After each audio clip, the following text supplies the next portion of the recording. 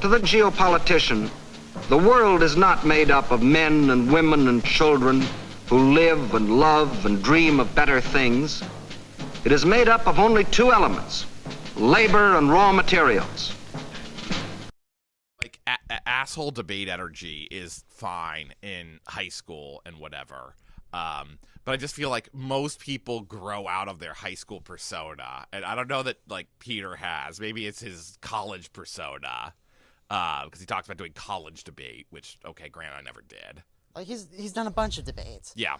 Like the one that we watched last night is not the only one that he's done. Oh, yeah, I meant competitive debate, though, rather, or like... Sure. NPR is the definition of non-combative debate.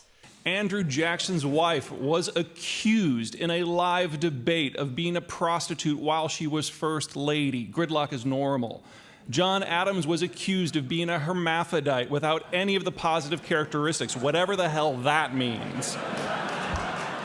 Gen Y doesn't have opportunities. Let's take it from the economic side. Look back to the 1800s. We had an empty continent that anyone for the price of a Kia car could load up the family, head west, take land that we stole from the natives, and be exporting grain for hard currency to war-torn Europe within 6 months. That will never happen again. Because there's not another continent. Yeah, and just like competitive debate does its own thing. Like the style of wanting, you know, all the big claims and the big impacts and stuff. Like this is straight out of CX, right? Yeah. Where like everything ends in all your impacts are nuclear war or genocide or so you did debate, right? Yeah, I didn't do. Let's talk a bit about your debate experience because this is the avenue through which you view this guy. Yeah, so I did let's say successfully, because it was, you know, for first year, freshman year high school, like didn't do good at much, but like whatever. Then I got partnered with a guy, and we were actually a pretty good team for Public Forum, which is a kind of weird debate, sometimes called Ted Turner. You've heard of this guy, maybe? CNN? CBS, I thought. Maybe it was CNN. I think you're right that it is CNN. Yes. You have the right guy in mind, regardless of the network. Okay. Sure. But media personality type. And so Public Forum is supposed to be anti-CX. It's supposed to be more about rhetoric or like good presentation and stuff, and not as argument heavy in the way that cross-examination is. Like, you're not like actually trying to come to some sort of consensus. You're trying to win. You're playing a game. And they have the way, like almost all debate formats have some sort of like question period. Like the one that I eventually did, LD, was what's LD? Lincoln Douglas debate, which is one-on-one. That's about the only thing it has in common with Lincoln Douglas. But let's see if I can remember the format for it. You have one AC. What's an AC? I know. I know you're reflexively using all your yeah. It's been so long that I have to remember. Affirmative constructive. Uh-huh. So you have a resolution, one AC, first affirmative constructive. Then you have first cross-examination. So negative ask the affirmative questions. Mm-hmm. Then you have one NC, first negative constructive, two AC, negative rebuttal, affirmative rebuttal. Mm-hmm. That's the structure of LD. Public Forum is weird because you have these open, like the way they I think this is how they thought of it being like the media thing. You ask each other questions. So you have a pair of speeches and then a shared cross-examination. So you have an AC, NC, but another weird thing is you flip a coin for this thing and choose if you go first or second and affirmative or negative. Yeah, because you wind up with like a different structure of how long your arguments are depending on whether you go first or second, right?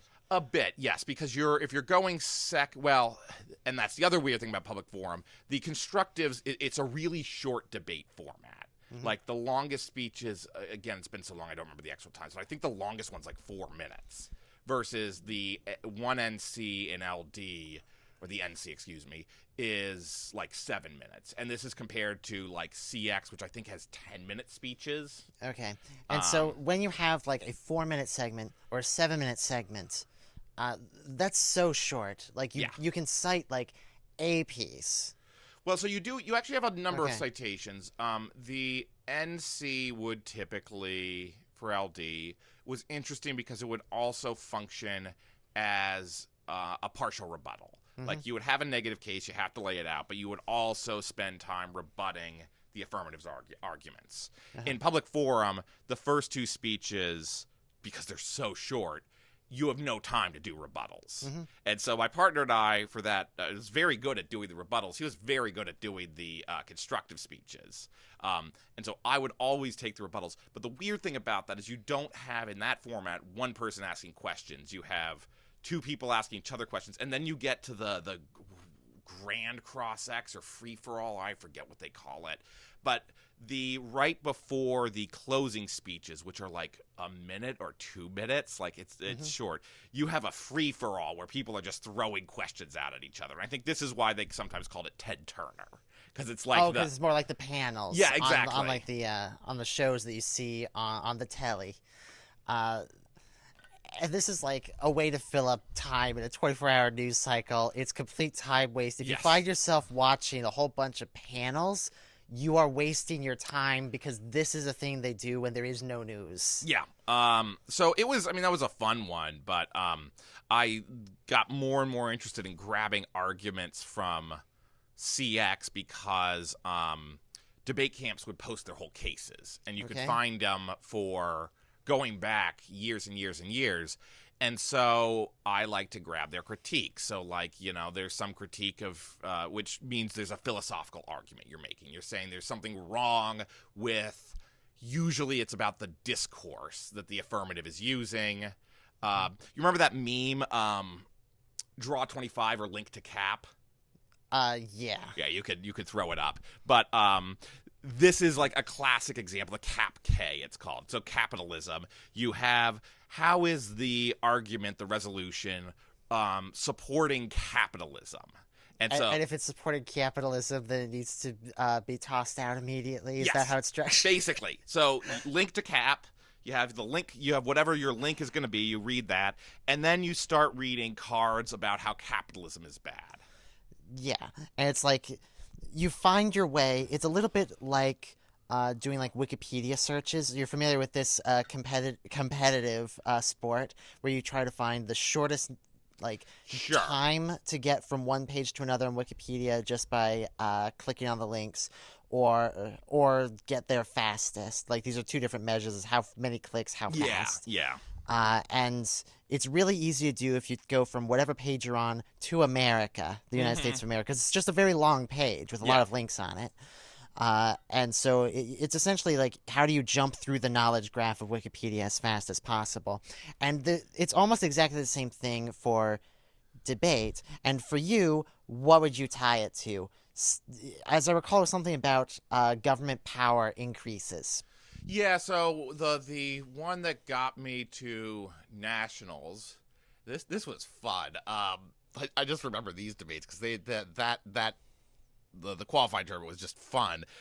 So the resolution is the use of private military companies justified? I could go back because these are all published on Wikipedia and elsewhere and find the exact resolution, but it was something to that effect. And I argued, well, no, because war is bad. And someone read some stuff, had some framework to say, well, we shouldn't be arguing about this. And I had a different case prepared for this, but I hadn't run it at all because I had just been running war is bad. And so I'm like, so you're in practice about this other yeah, exactly. So you're like, no, I'm going to insist that this is what the real argument is. Yeah, I was briefly considering it, and I'm like, I have not run this at all yesterday, at all today. I'm going to stick with the thing I've been running. And just insist that you frame the debate. Yes. You make the debate about the thing that you want it to be about. Yeah. And that makes it so that you're going to wind up winning. Or at least it makes it harder. And your point was, war is bad. They didn't say that war is good, therefore I win. Not even they didn't say that war is good. It's that I'm not even going to bother arguing, and this is about the position I took. I'm not even going to bother arguing about private military contractors. If war is bad, private military contractors are necessarily bad. Because they engage in war. Yes, because they engage in war. So I'm not arguing that. It's facile, and you're at nationals, right? Yeah, Nat Qualls. This was Nat Qualls. Nat Qualls, okay, sure.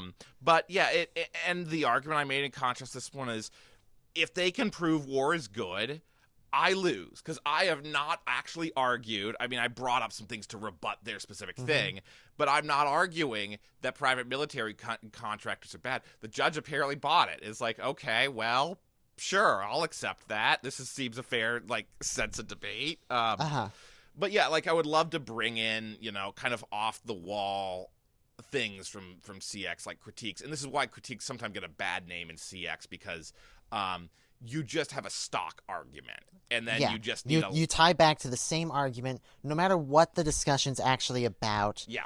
And that's the general framework for how the game of debate is played. Yes.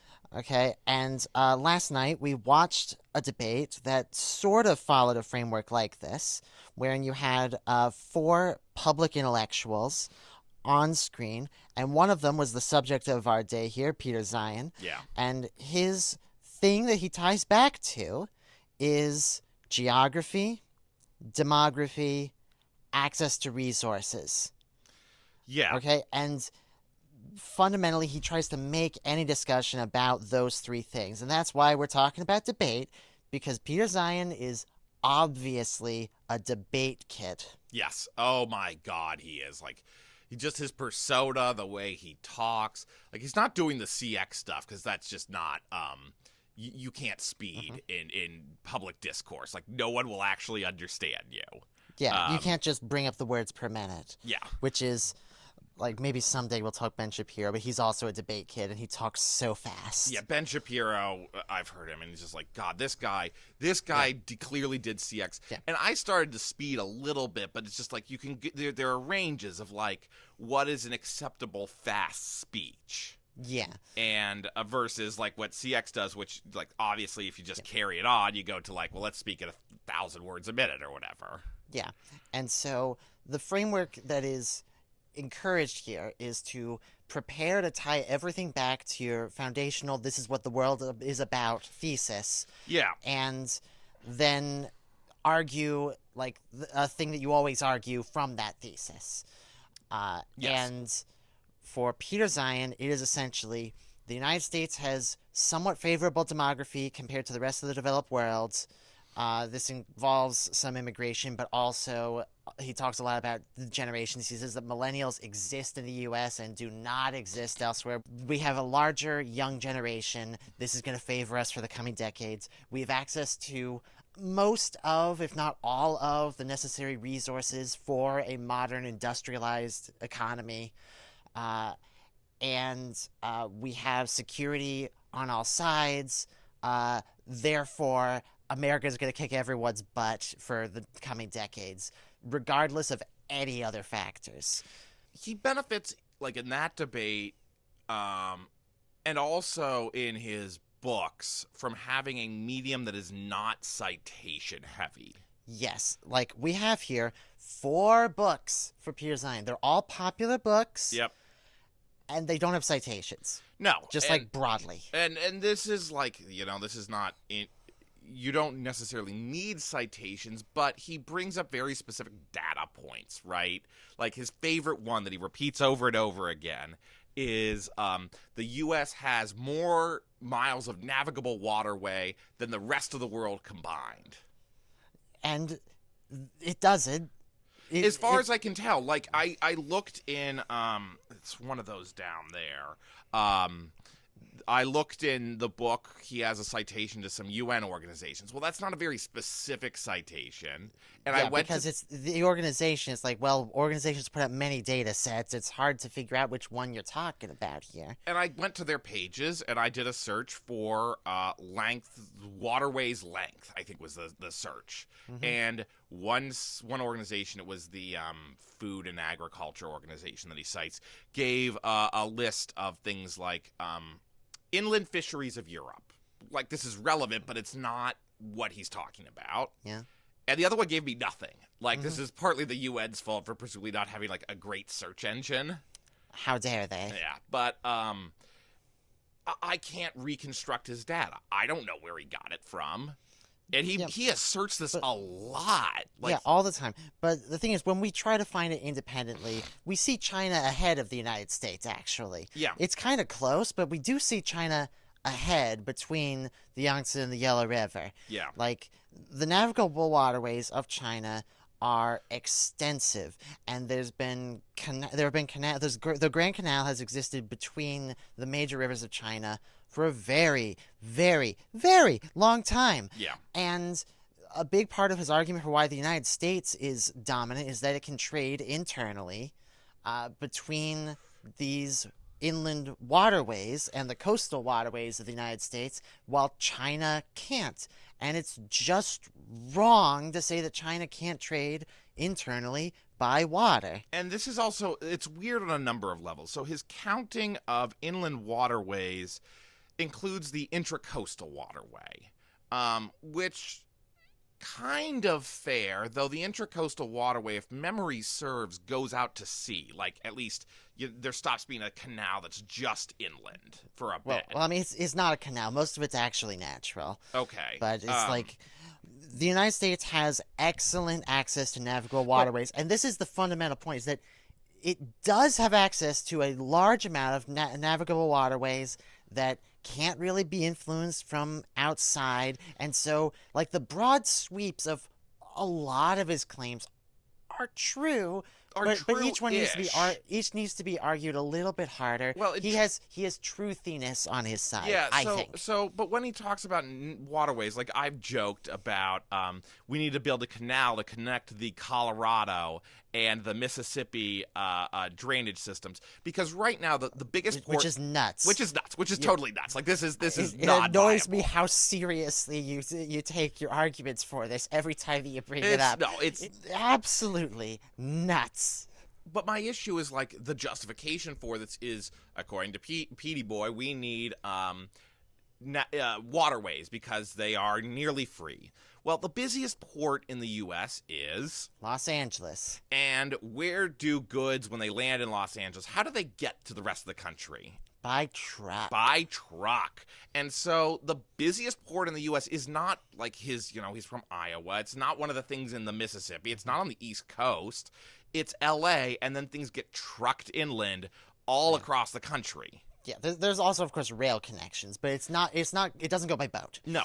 And like, you got Baltimore with this roll on, roll off, and you've got New York, New Jersey is like the second largest in the U.S., but it's like the U.S. port system doesn't compare in tonnage to the Chinese system. And this is what I don't like. The thing, like, I'm focused on the waterways because he keeps bringing this thing up. Well, he keeps bringing up almost everything. We have 4 books here from Peter Zeihan, and they are the same book 4 times. Yeah. But, like, the debate that we watched last night, he tried to bring it up, and the moderator rightly shut him down for not answering the question. But I want to talk about something a little bit more structural that I think might help to that argument. Moving stuff from A to B is really hard, but if you move it on water, it's 1/12 the cost. The United States has more miles of interconnected navigable waterways than the rest of the planet put together. Peter, I'm gonna cut you off there because that's not really to the question. I want to go back to questions. He uses the argument for waterways a couple of ways. Like, it's a geographical argument, and so it's a, like, historical, this is how we became a superpower. It's also a how we're going to remain a superpower, but it's disconnected from our actual, like, situation of how we are using trade and these things in the U.S. Yeah, like our modern behavior, and he attributes this to the Jones Act, which we need to get far more familiar with the Jones Act. What is arguably the dumbest law we have in the United States today. The Jones Act was passed during the Great Depression. The idea was to protect American positions in maritime commerce. And it says that no cargo can be transported between any 2 American ports unless the ship carrying the cargo is American built, owned, captained, and crewed. As a result, shipments between American ports has dropped by 99% in value over the last century. I honestly think the Jones Act is the single biggest problem facing American development moving forward. Any American port on a river has basically been gutted because of this law. So I've been fighting this very lonely one-man war against this stupid law for so long. Very restrictive, and it does stifle American internal waterway shipping, and I think that it should be removed. I agree with the argument. Sure. He's not the only person I've seen advocating for its removal. The Wall Street Journal agrees. Joey Politano agrees. Like, getting rid of the Jones Act is very common of a position, but for some reason, leaving it around is also one of the few things that, like, is agreed upon by all politicians. Well, because I think they're scared that there will be, like, the justification for the Jones Act is we didn't have, going into World War I, we didn't have enough naval construction facilities. So our merchant navy disappeared during World War I. Yeah. And so there was concern that this would happen again, so we're going to force U.S. shipping to be U.S. flagged. Yeah, it just didn't wind up working out. No, Not really. And just it's a 100-year-old law that's like, imagine if the Smoot-Hawley tariffs just never went away, right? Yeah. It's like the same people that wrote the one wrote the other. And why do we trust them to do anything right? I like Peter much more than you do. But he groups the entire North European plain together as like this one big swoop. And he refers to the Horde Land, not a particularly good terminology for the Eurasian steppe, and it's also like a broad definition, Eurasian steppe, that essentially means the Soviet sphere. Yeah. Right? He's a Gen X kid. He grew up in the Soviet Union. He cut his teeth. Grew up with the Soviet Union. I don't think he grew up in the Soviet Union. He did not grow up in... No. Grew up with the Soviet Union still around, so he's a conception of a Soviet area. And he's like, what is this space for? Well, we're not going to call it the Soviet Union, so let's call it the Horde Land. And he cut his teeth at Stratfor, which is also this geopolitical think tank. And he says that stuff that's like by Uzbekistan, Kazakhstan has connection to Poland, has connection to East Siberia. It's just like, no, you're just saying that Russia is like geographically natural, and your main argument is like the Mongols happened 1,000 years ago. Yeah. Which was like a one-time thing. There's a reason why they're considered the exception in like Crash Course history. It's a meme for them. Like things never happened except for the Mongols, and so on and so forth. Just like this is not a coherent single entity. And it falls in line with like how in Why We Fight, I forget the book that Why We Fight was based on. Like is the it's World like, Island stuff. Yeah, the World Island stuff. The heart of this world island comprises Eastern Europe and most of Asia. This they call the Heartland, which just about coincides with the old empire of Genghis Khan. Hitler's step-by-step plan for world conquest can be summarized this way. Conquer Eastern Europe, and you dominate the Heartland. Conquer the Heartland, and you dominate the world island. Conquer the world island, and you dominate the world. If you can get all that, then you can dominate the world. Yeah. And it's like, this was a theory 100 years ago, and it didn't really hold all that great as like a framework. Yeah.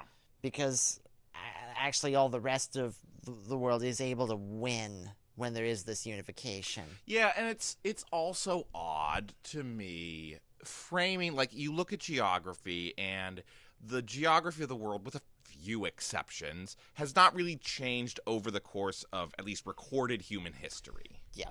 Exact paths of rivers notwithstanding, Yes. particularly the Yellow River, but we'll probably talk about that later. But like these are forces that are there the entire time, but the political divisions of Europe, Eurasia, the like various areas that are poor versus rich, these have changed over time. Yeah. And dramatically. so, like he says, the Horde lands are naturally poor. And this doesn't really hold. Like, I try and avoid getting into too much detail because I will. Peter Zeihan has more wrong details in his book than all the other books combined. Yeah, every single tree in the forest that Peter Zeihan paints is fungied over. It is decayed. It is a bad tree. For every tree X, Peter Zeihan paints tree X, the tree has something wrong with it. But the forest is so compelling.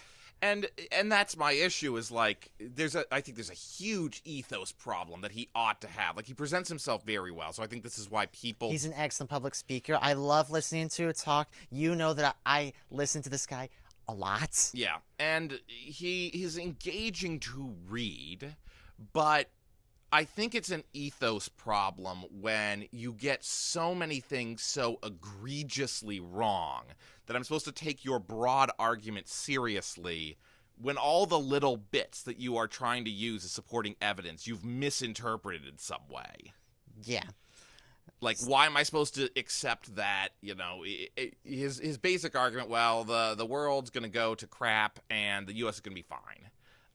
Why should I actually accept that prognostication, given that I think your history is terrible? Yeah, and his predictions, for the most part, do come out wrong. Okay, the Beamers? Yes, I was going to talk about the Beamers. Because Germany has a similar problem, but they're even older.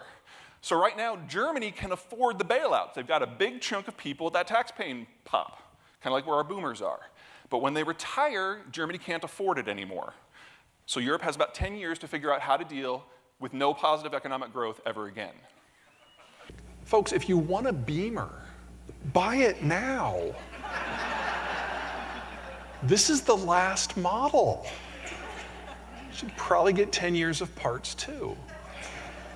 But we're looking at the end of the German manufacturing system in less than 2 years. I think everyone who follows me from Germany has written in and asked me when Germany was going to end, so I figured today would be a good day.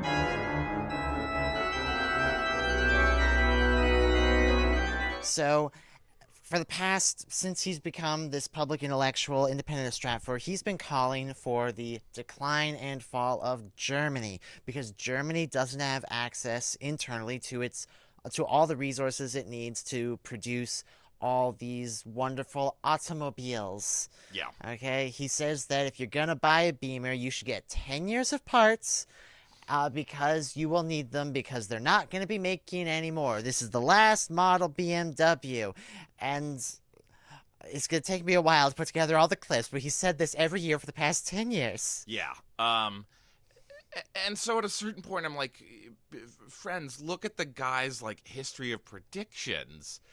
Why are we taking him seriously? Well, he gets a couple of the big ones right. For example, he put out the accidental superpower in 2014. Sure. I guess I should check the exact month on it, but Peter thought that Russia was going to go for Ukraine. I don't know what month he put out the book originally, but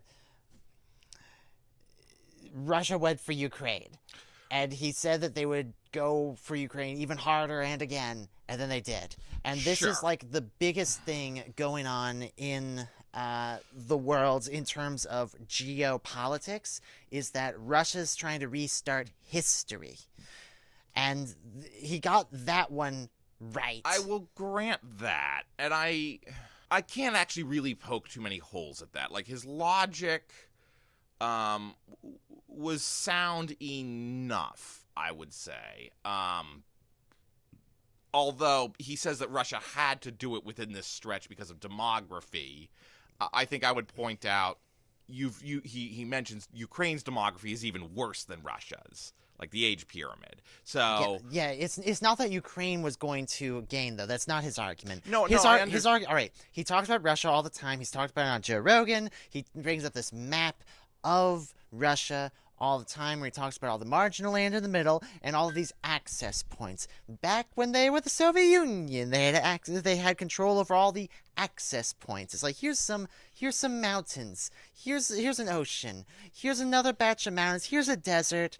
Okay, and if you have people stationed, you have to get me on you have to have all of Georgia, of course. You can't just be on like the north side of Georgia. No, you need Georgia as well as the stuff that's just north of Georgia in the Caucasus. I don't really understand why that's the exact dividing line, is which it's just like a couple dozen miles. But and like you need to have Ukraine so that you can anchor on the Carpathians. Because as we know, these axis points are it's absolutely crucial that Russia does not stand. He says it's indefensible, right? Indefensible. And as we know, Friedrich Jose Pallas replaced the French puppet state that was installed by Napoleon. Yes, as we all know. Yes, you can march an army across the plains of Russia. Like, no one disputes this. But you cannot feed... Well, some people would dispute, but... Sure, yeah. but like, this is, I think, what he means. This is the charitable interpretation of indefensible, is there are no natural barriers, or not really many, that prevent an army from marching across it. You cannot feed an army across the 1,000 miles of fairly desolate Russian territory. Like, this has been the problem. Yeah, it's that they can do the defense in depth. And it's just very difficult to take and hold as an invading, occupying force. Like, they don't always need to slash and burn, but they often do need to slash and burn. There are forests, and forests do provide cover.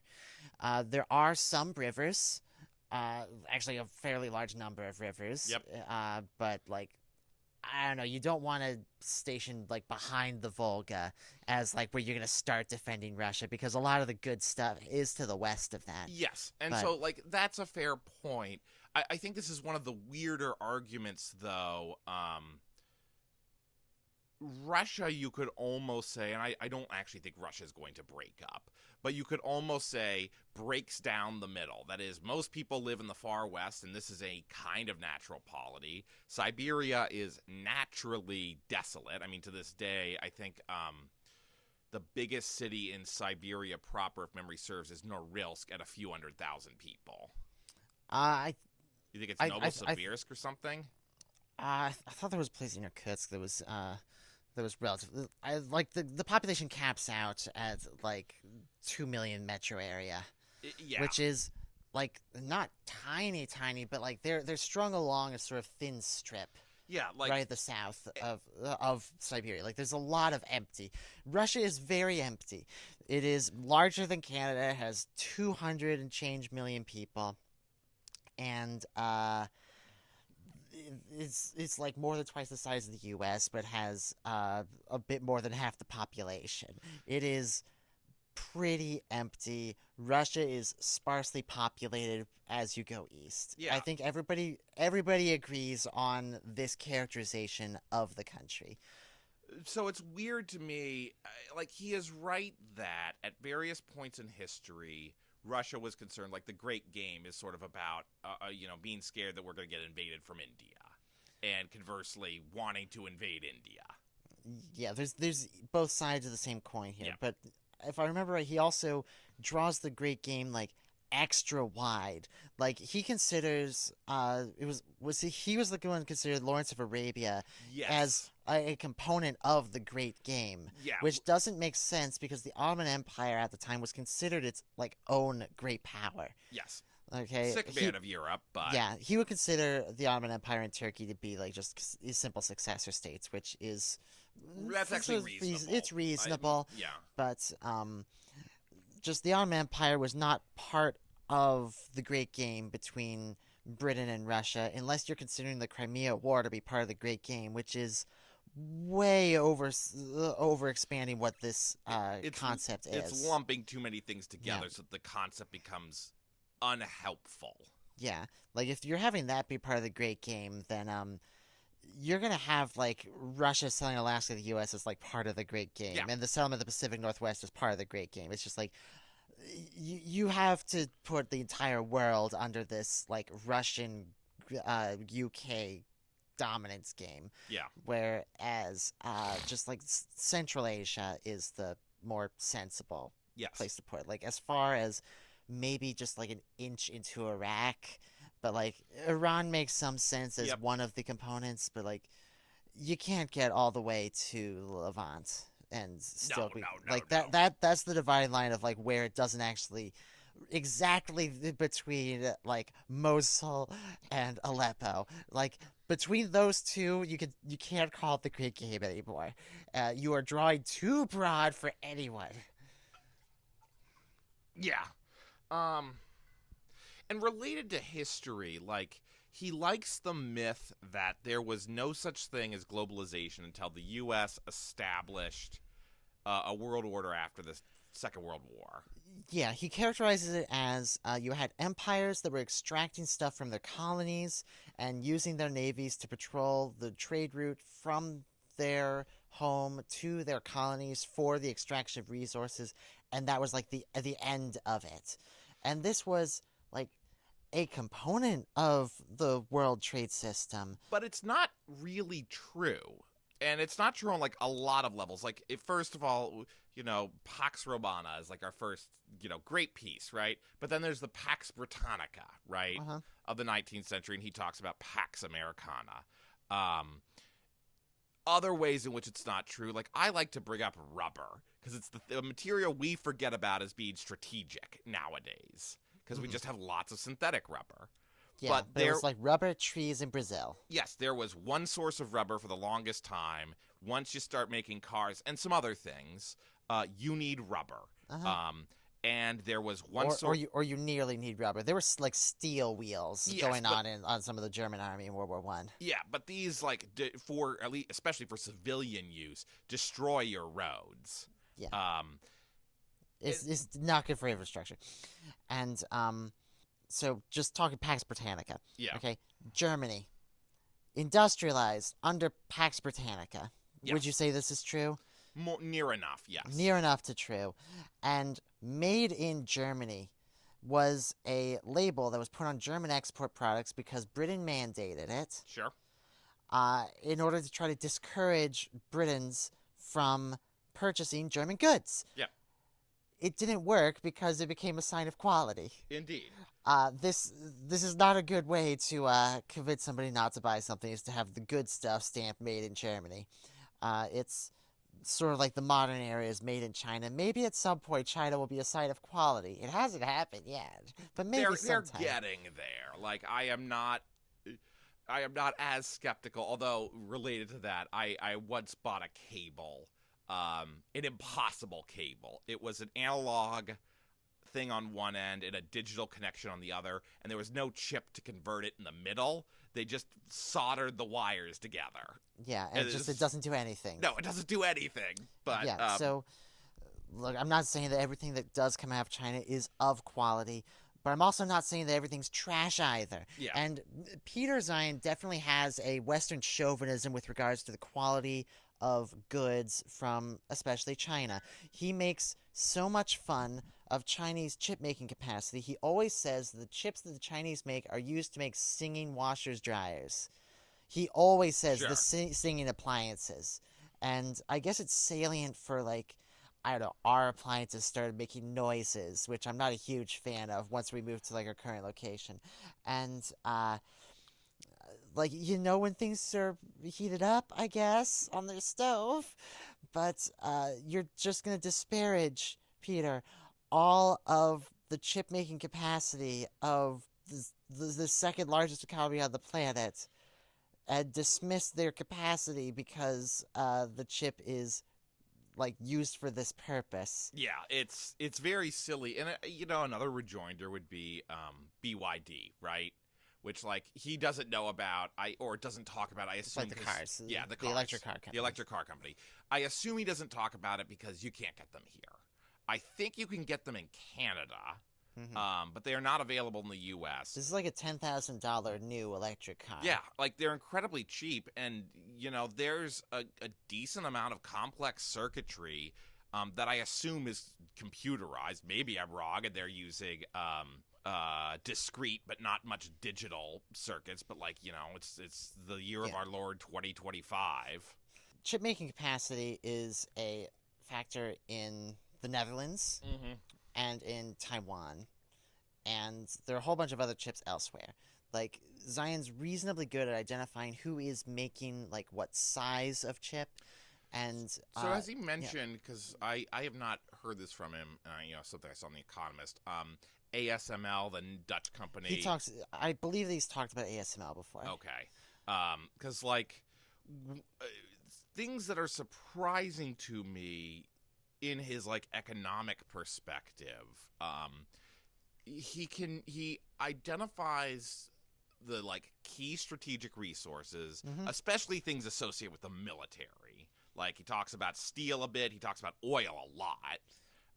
He's all about the oil, the fossil fuels. The best researched parts of his books are the bits about shale. Yeah. Like, you can throw away everything else aside from the shale revolution.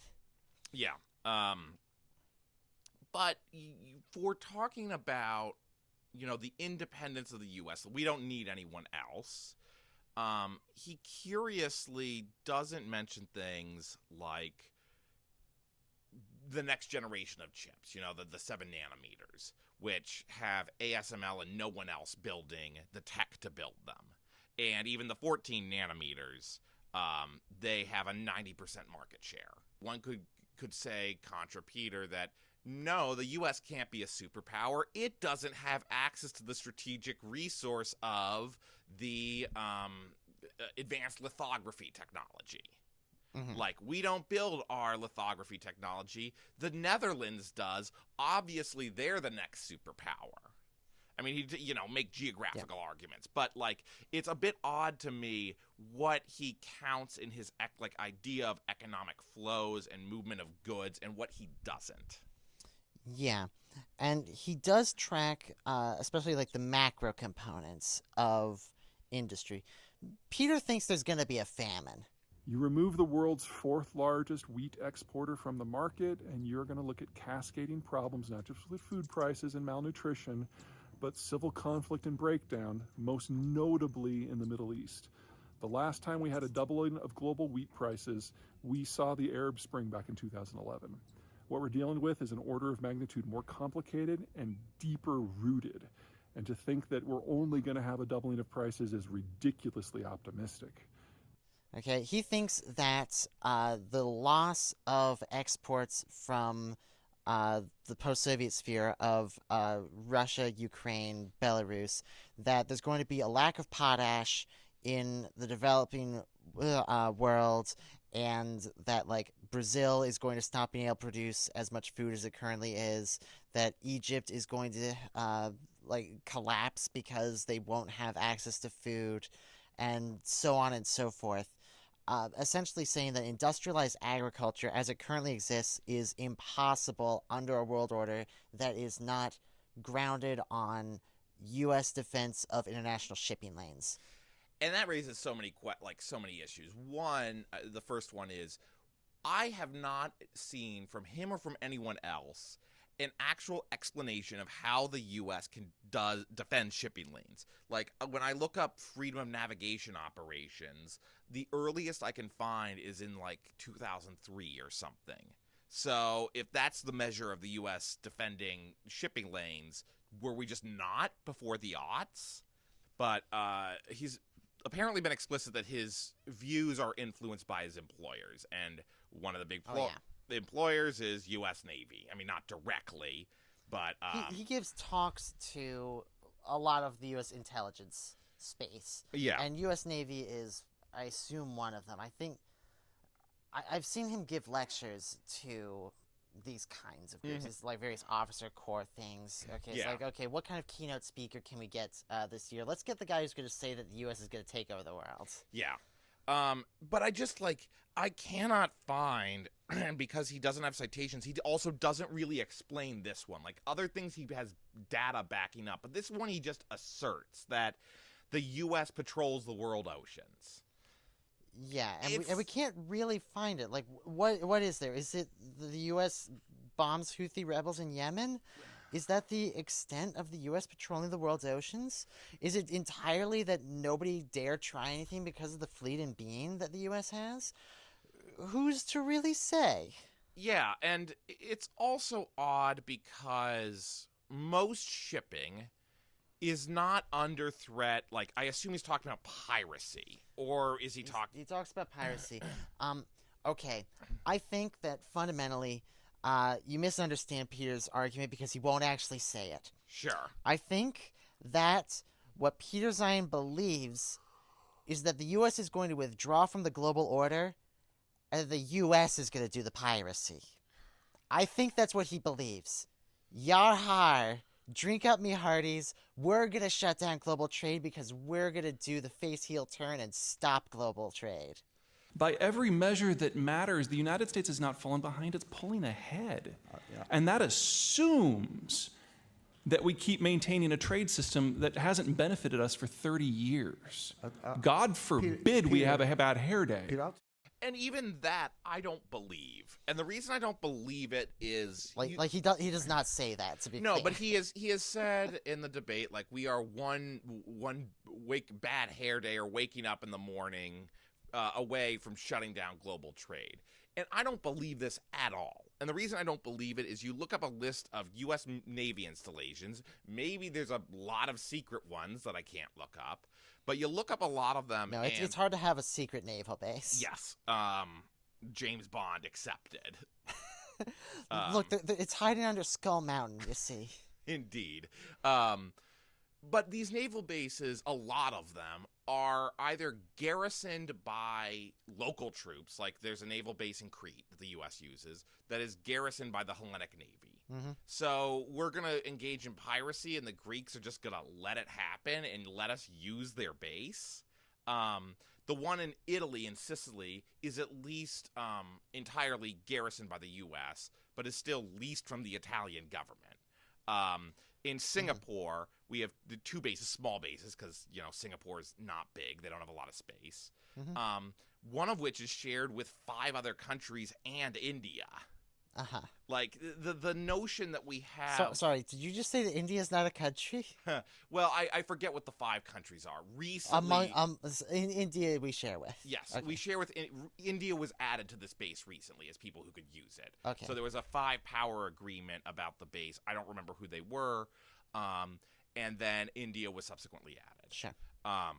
But the notion that we could shut down shipping, that we are required when we are reliant on people for servicing our ships. Alex, do you want to bet $10 that North Sentinel Island is a secret U.S. Navy installation? It's sure. Honestly, why not? This is the people who are uncontacted. This one, yeah, or basically uncontacted. Basically uncontacted. It's like west of. Yeah, I remember the way. Yeah, it's south of Myanmar, in the west of Andamans, right? Yeah, yeah. Sure, I'll take the other side of that bet. That it's not a U.S. You Navy think it's base. not? I think it's not. You don't believe in American world hegemony, do you? Not that way, no. And so this is why I really don't get the naval argument. And when you look at piracy, there's sort of one area of the world that's a big threat for piracy, and it's off the Horn of Africa, is we destroyed the government of Somalia. Yeah. And then it just there's not been an interest in rebuilding it. Yeah. And you don't really see, like, there isn't so much piracy. I'm not aware of there being as much piracy, I guess we could look at this, in the Straits of Malacca. There's just, like, not a lot of piracy. We tried looking for it and we didn't really find very much. And the kinds of piracy that do exist are speedboat shows up and it's kidnappings, because the most valuable thing on the ships is not the good, it is the people. Yeah. And this makes sense. Like, at least, if piracy has never been something that was immensely lucrative, or that, like, people who were wealthy would get into. Alex, where is your sense of whimsy? You don't want to hijack a carrier group, an oil tanker, and a Panamax shipping vessel, and go around the seas. That you have a pirate queen, as feared as she is beautiful, in charge of this fleet, hijacking Panamax cruisers, taking the different Maersk containers off of them, moving them over so that you can open them up and get all the Shein crap out of there, and sell it on the black market for pennies on the penny. Yeah, the stuffed animals from China are going to be great goods to pirate. I want the pirates. I know. The pirates are the most fun thing that Peter predicts. It sounds fun, but it's also the very reason, like, you start working it out, and it's like, oh, the reason this doesn't happen is, like, all these ships are so expensive to maintain and require huge crews. I mean, maybe shipping, I guess maybe the Panamax shipping might be, you could do bare bones, because I bet they use as few people on those ships as possible. It would be so fun though, Alex. Like Sure. you put together a drone manufactory that you can run from on board the ship. You use the drones to essentially have you've got the aircraft carrier, and you use this for your self-defense, and you wind up with this independent pilot, and you go around raiding billionaires' refurbished oil wells that they have on the high seas. In order, you just do water worlds. Ostis humana generis. Yeah, enemy of all humanity, or whatever. Yeah. I don't know. I like the idea of there's going to be pirates, and that's why there's not going to be international trade. All these nations are going to write letters of marque. We can't figure out which nations are writing all these letters of marque that he thinks are going to be around. It's also almost certainly not going to happen. I was reading something recently because some Congress critter has proposed writing letters of marque and reprisal for use. Several people have done this. I think Rand Paul offered this for some things. He did that after Ron Paul actually suggested, his father, suggested it after 9/11 for going after Al-Qaeda. Recently, like this year, people have suggested for going after cartels on the southern border. The reason we don't do this anymore is making a profit motive for stealing things tends to mean your stuff gets stolen as well. It sounds fun. It sounds fun. We like pirates. Pirates are fun. There's an age of piracy. They all have fun names like Redbeard, Blackbeard, Greenbeard, Bluebeard. Ochrebeard. Yeah, mostly it's the beards. But, related to the trade flows, he talks about, well, how has oil moved around, and that's fair. And I noticed, I haven't read it yet, he talks about credit a bit in his most recent book. Mm-hmm. One of the things he doesn't mention, and it's about one of the few things the U.S. exports, is financial services. So in his world, there are a few strange things that happen in his world. The first is, he talks about the German economy collapsing. Any day now. Countries, when a resource gets shut off, don't switch to something more expensive. They just stop functioning. Well, no, he has a double standard for this we've established. The U.S. can replace things, but other countries can't. Right, because his thing is with rare earths is, well, they're kind of everywhere but in low quantities, and we can turn up production if the Chinese shut it off. Yeah. And immediately, in his view, or near enough. Yeah, it's just like, okay, how many shortages? It's just, like, how frequently do you need to have a new computer, really? Like, if... But Germany, if they get shut off from Russian gas, is going to sit in the dark, in his view, or at least it was his view. Even though, the garbage coal that Germany is able to produce, they can produce it. And they can even make, because this was established technology by the Nazi era, they can make synthetic oil out of coal. It's expensive. It's dirty. There are reasons you would prefer not to do it, but if you have no access to other oil and your only energy resource is coal, you will do that. Yeah, dang the environment, right? Yeah. The environment is, totally irrelevant to Peter Zeihan, and I kind of agree. For his framework, the environment doesn't matter all that much, although he has opinions on where you can have clean energy, that being Texas. But it is very likely that 3 years from now, the only major industrialized country to meet its Kyoto commitments is going to be the United States. Which means if there is another global climate treaty, it will be written in the White House, Democrat or Republican, doesn't matter. Now think about what that does to the green movement. Because there's a distinct possibility that by the time this happens, the biggest green energy state will be Texas. Can you imagine Texas writing the global greenhouse gases treaty? I'm agreeing, it just blows my mind, but that's where we're going.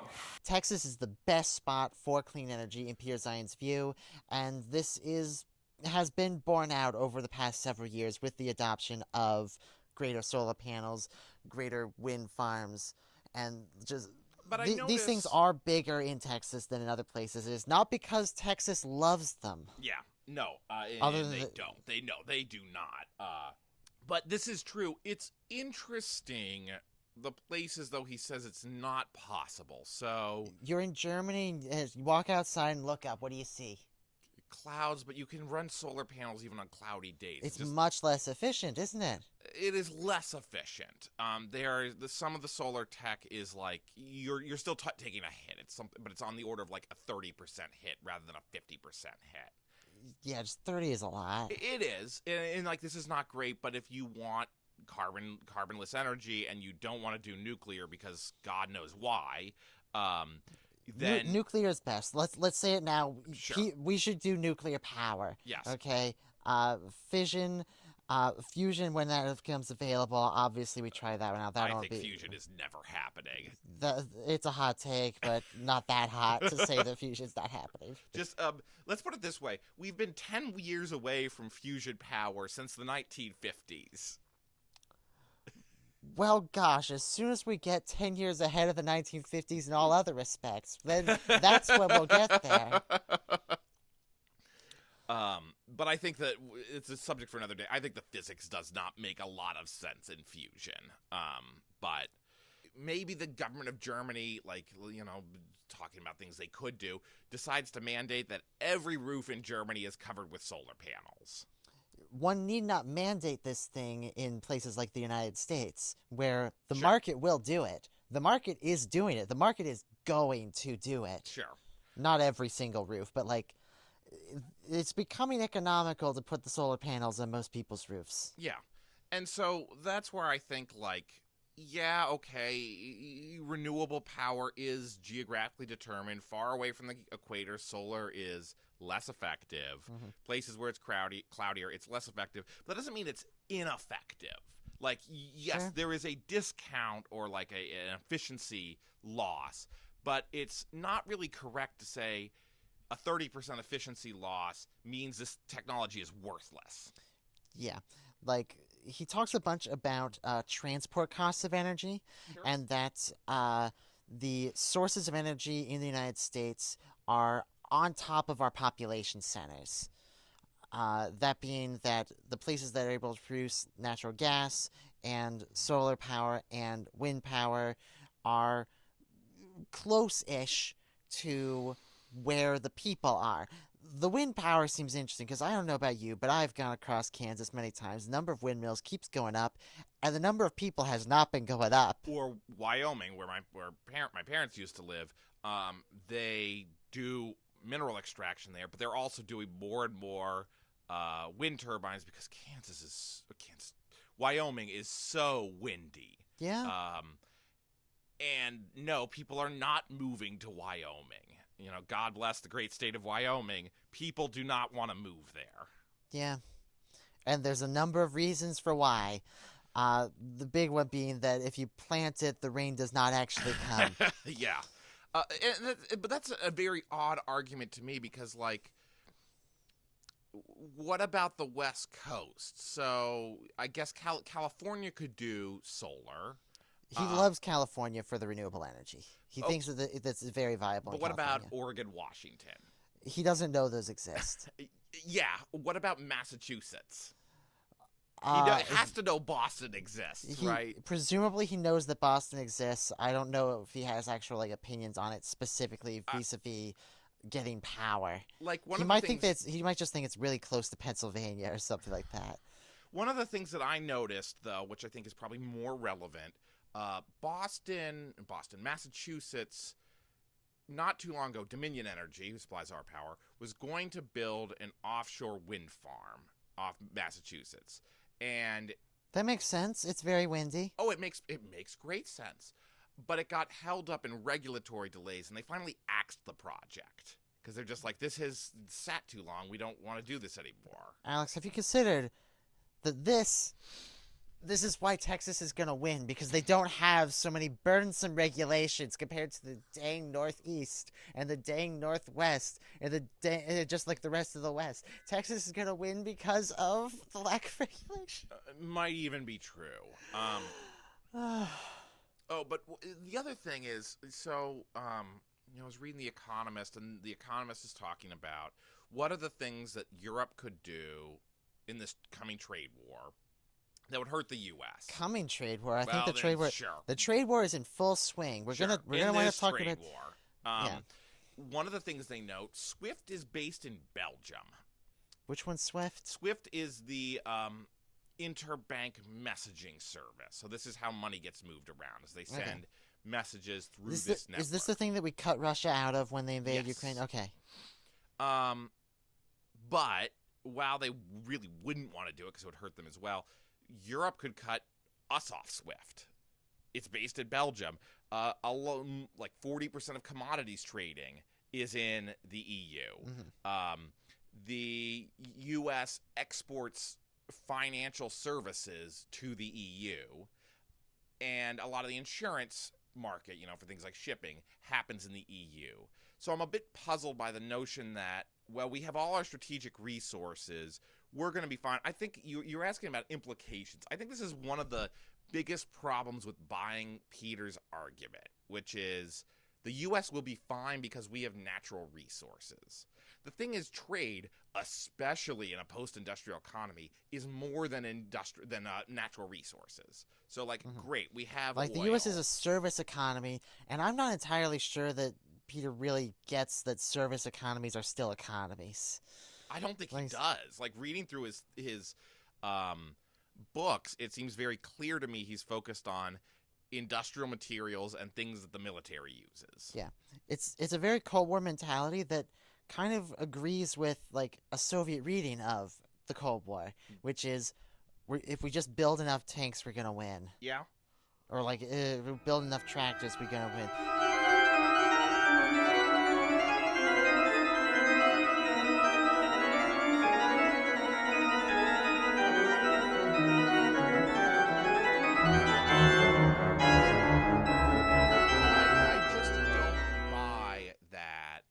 That we would be fine if we stopped, exporting financial services and IT and this stuff.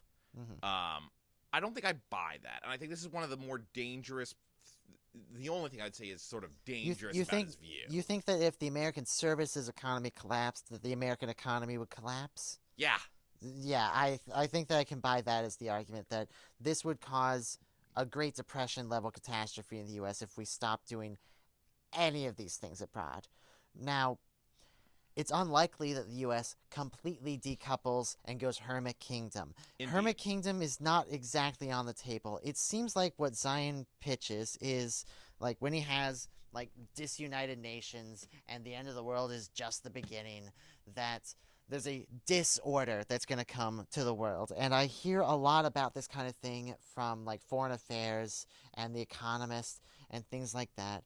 And they do frame it in terms of American withdrawal, which I don't think is something that was talked about as much 10 years ago when Zeihan really started hammering these points. And it seems to have gotten closer to the mainstream that America's going to withdraw somewhat from the world, and the rest of the world is going to need to do their own thing. But, Europe seems to be ramping up its defense spending. Mm-hmm. And France being at the forefront of that. Zeihan really likes the French position, the de Gaulle keep France independent bent.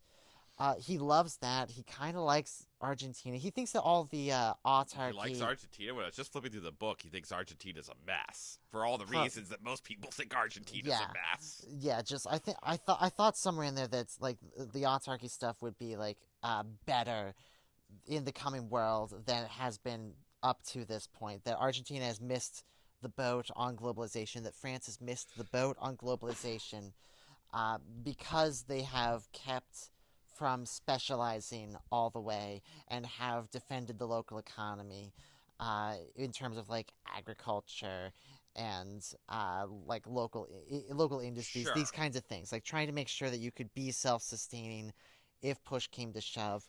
He thinks that the countries that took that hedge are going to be rewarded for taking that hedge. And I think at least you disagree with that. I think Yes. they just wasted their time. Yes, I do, because I don't... The first issue I have is he was definitely right about the U.S. withdrawing, but I think he was wrong about why. And he says the U.S. is going to withdraw, if I remember right, because of the shale revolution. Yeah, he thought this was inciting incident. The shale revolution is essentially the inciting incident. Should we talk a bit about that first, or do you want to do your bit? We can do your bit. Let's talk shale revolution as a standalone segment. Yeah, the bit that I have an issue with is... American foreign policy has not really been driven by a quest for natural resources. It's more like quest for markets. And I'm not even actually sure about that, because, like, why were we in Vietnam? We were in Vietnam for political reasons. Like, David Halberstam has the best and the brightest, right? He was reporting from Vietnam during the Vietnam War, and he says, and this is a very conventional view, I think now, we got into Vietnam because the Democrats felt they had lost China and to communism, and didn't want to allow another country to fall to communism. It's George Kennan, essentially. Yes, it is the domino theory, which is it didn't make any sense. Vietnam eventually fell to communism, and Thailand didn't. Yeah. And whoop-de-doo. Yeah, and so like it was wrong, but this was entirely a political justification. You can't really justify the intervention in Vietnam in Peter's terms, and he admits as much. Like the debate, he's like, Vietnam is very strange to try to argue about, but he's like, oh yes, he framed it in terms of we invaded a rice producer. No, he said we lost a war with a rice producer, and we were the largest rice producer, or one of the largest exporter of rice is what at the time. Which, and that it regardless was of whether essentially it's true that or not. losing the Vietnam War was completely irrelevant to us in an economic sense, and a geopolitics sense, which is not exactly true, actually. Like Bretton Woods collapses because of U.S. deficit spending to fund Vietnam. So Sure. It is true that, no, we didn't need the Vietnamese in our, like, sphere of influence or in our market, but... It had ramifications, certainly. Yes, and so saying, well, we lost the war and that didn't matter economically, it meant we dropped the gold standard. Yeah.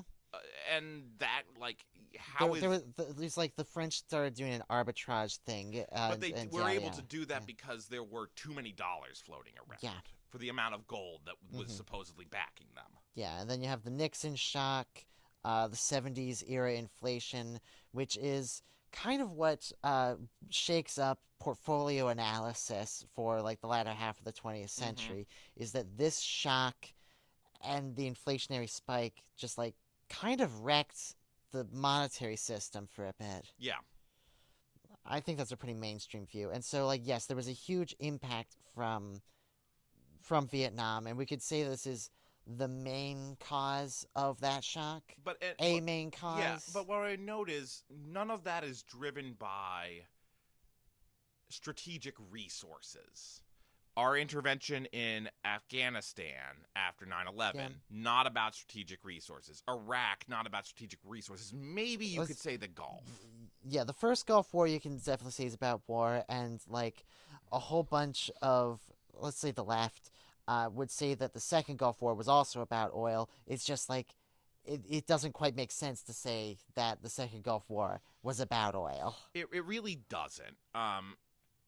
and just most of, in Zion's view, most of foreign policy is driven by this like quest for resources or markets, and it just doesn't really bear out. So I don't think that. Why haven't we had rapprochement with Iran again? Because we just don't care for political reasons. Yeah. Like, this is the classic Stratford prediction, is that the U.S. is going to drop Saudi and go to Iran. And, it hasn't happened, and it's not gonna. No. The regime would have to collapse first, I think. Yeah. But as we talk about Iran, in his Disunited Nations, he loves Iran. He talks about all the wonderful features that they have. He says that Iran has an old culture and an old language and things like this. Yeah, he's got a definite chauvinism thing going on with some peoples are real peoples who have been around for thousands of years, and other ones have been invented recently. And this is very scary. It actually goes in line with some of the worst things that the big villain of our day, Vladimir Putin, says. Like, he talks about nations that are in the post-Soviet sphere being essentially new and fabricated. Yeah, he says that the Uzbeks did not have a self-identity before the Soviet period. He also says this about Ukraine. He says that Ukraine didn't have a self-perception of being Ukrainian until 2022. He doesn't even go for the Maidan. That's nuts. No, this is nuts, because, like, Taras,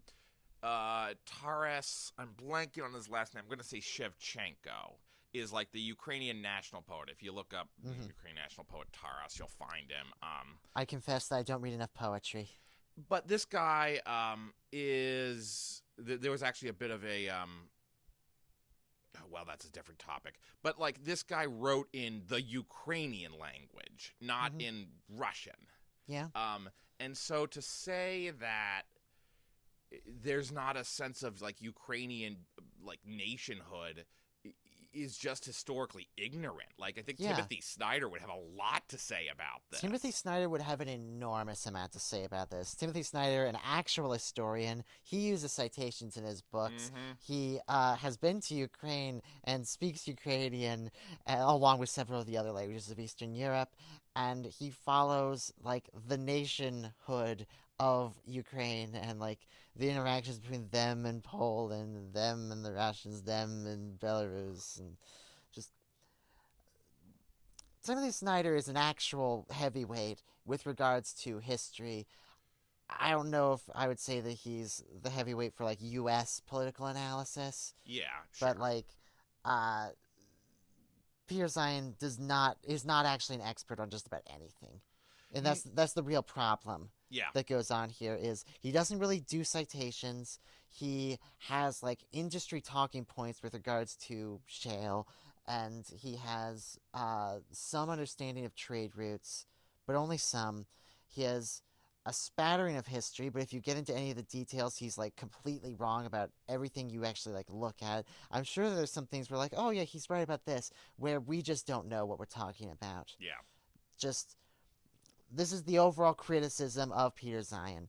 I do think, though, that he offers a fun framework. Sure. A potentially useful way to look at the world, which is fundamentally the things that, like, The Economist, The Wall Street Journal, Foreign Affairs, like, Foreign Policy Magazine, a whole bunch of, like, this international relations interest space, Financial Times, that these things talk about. And then he goes, yes, and. Yeah, and so... What's the logical conclusion? He's a useful voice in the room, I will grant that. And his points about demography are the ones where I feel he's strongest. I mean, I guess you could talk about the shale revolution. You know more about that. Only at least a little bit. But most of it is still just like a Sure. red sign. And, like, it's very important to the economy of Pennsylvania. And when I say very important, I mean psychologically important, as opposed to being, like, an actually, like, large part of Pennsylvania's GDP. Or employing a lot of people, or. Yeah, I don't think that the worth of an economy is based on, like, number of employment in relevant industries. No, but it is a useful way to at least, like, People, if a lot of people are employed by an industry, they will have attachment to it, even if it's not a big part of GDP. I don't think there's a huge cohort that's like, I love working at a convenience store. And yet there are a lot of convenience stores in this country. Fair enough. But yeah, like the worst I can say is I think that people reading Zeihan will expect, will take too much from his predictions on the one, and be too sanguine about the U.S. in the coming disorder, which I don't even believe, like, because I don't think the U.S. guarantees the world's trade. Like, I don't think trade's going to be meaningfully affected by this. Yeah, I think that the global disorder is kind of a thing that's going on, and Zeihan's been calling for this since 2014, which is before Donald Trump took like the main stage of U.S. politics, which he's held for the past decade now, and will hold for another couple years. But the isolationist bent of the United States has been a bit of a slow march. And Zeihan's take is that there's been this slow withdrawal from the world, where for every president since George H.W. Bush, the successive president has been one step further back from the world and another step further back from the world. And this holds for Clinton, W., Obama, Trump. He includes Biden in the list. And what Trump's doing right now is more, right?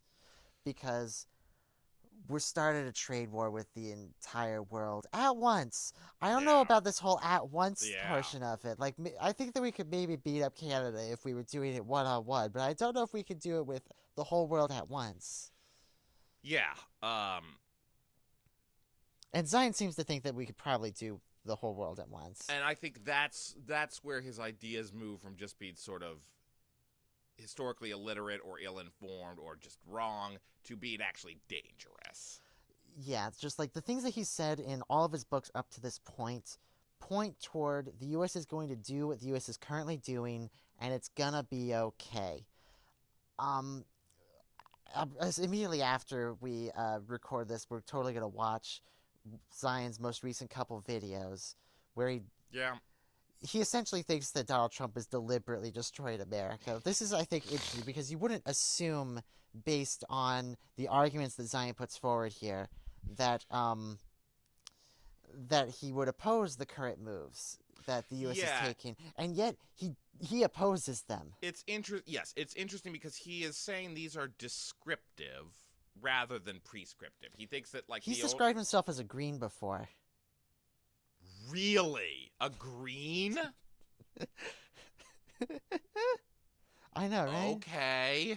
I mean, he's just not, but... I'm sorry, I don't know what Green Party he would belong to, because the Greens tend to be pacifist, opposed to oil and stuff like this. Yeah. It's sort of nonsensical, but like he has said this in years past. I don't know if he would say it right now.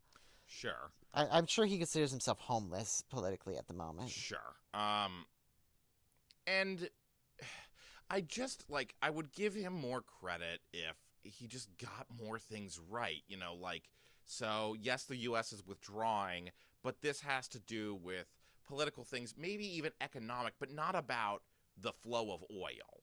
Like, the U.S. is not withdrawing because of the shale revolution. I think you could make an argument that we're withdrawing because, well, Soviet Union collapsed, and so we didn't see the need to be as involved. He definitely thinks that the Soviet Union's collapse is one of the components, but, like, Soviet Union collapse and oil, insert third thing. And he thinks that our involvement in the Middle East is vestigial. That we don't really need to be involved in the Middle East to the degree that we have been, because we don't need the oil from the Middle East directly. But I think that misunderstands why we were involved in the Middle East. Like, there was some element of, like, global stability here. Definitely. Yes, global stability. Like, we should watch H-Dub's speech. Like, before we got involved in after Iraq's invasion of Kuwait, George H.W. Bush gave a speech from the Oval Office where he described why it is we needed to stop Saddam Hussein, who, of course, he pronounced as Saddam Hussein, because Sure. he just had no idea how to pronounce things. But and it was essentially tied to oil, and like this is what percentage of the oil this guy would have control over if he took Kuwait, and also if he could take Saudi Arabia. Sure, but like the second Iraq War, just you look at it, there's a book, The Achilles Trap, which details how the administration was actually convinced that Saddam had weapons of mass destruction, that he was lying about disposing of his program, and that broadly the invasion of Iraq was due to a series of misunderstandings and miscommunications. That is, we didn't believe them, and they couldn't understand why we weren't believing them. There's like the Iraqi government at the time was not exactly trustworthy. I believe that there were anecdotes of Saddam Hussein in his own cabinet being like, we don't have any weapons of mass destruction, right? And all of the cabinet members be like, we don't, right? And, and none of them actually like knew for sure, because there were so many freaking intelligence agencies that didn't know the same things as each other. Yes, indeed. And so like we have the records from the Yes. Ba'athist government, and so we actually know that this is how it went down. Yeah.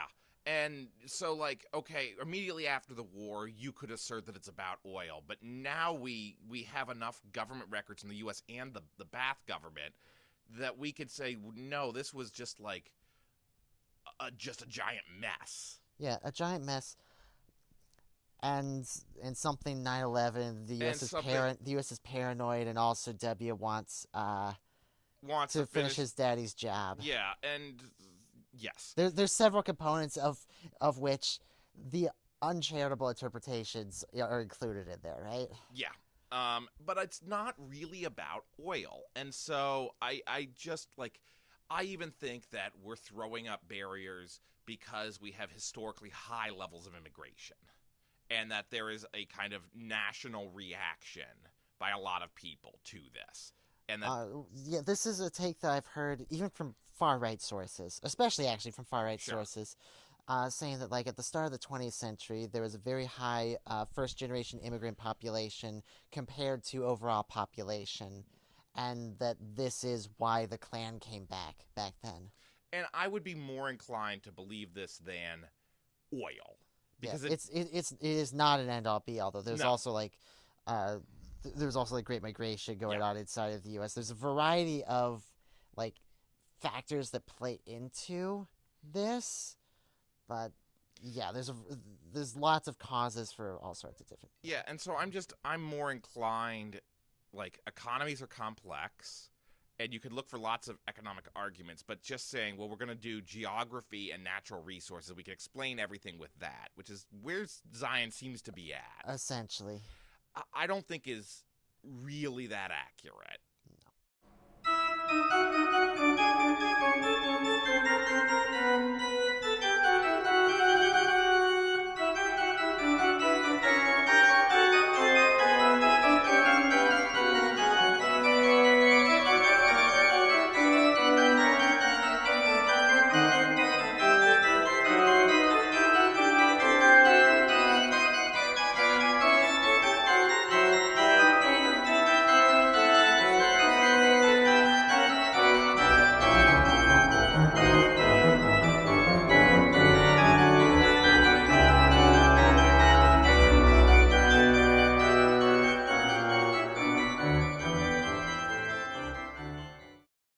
In your introduction, you clarified that this book is not about what should happen, but what will happen.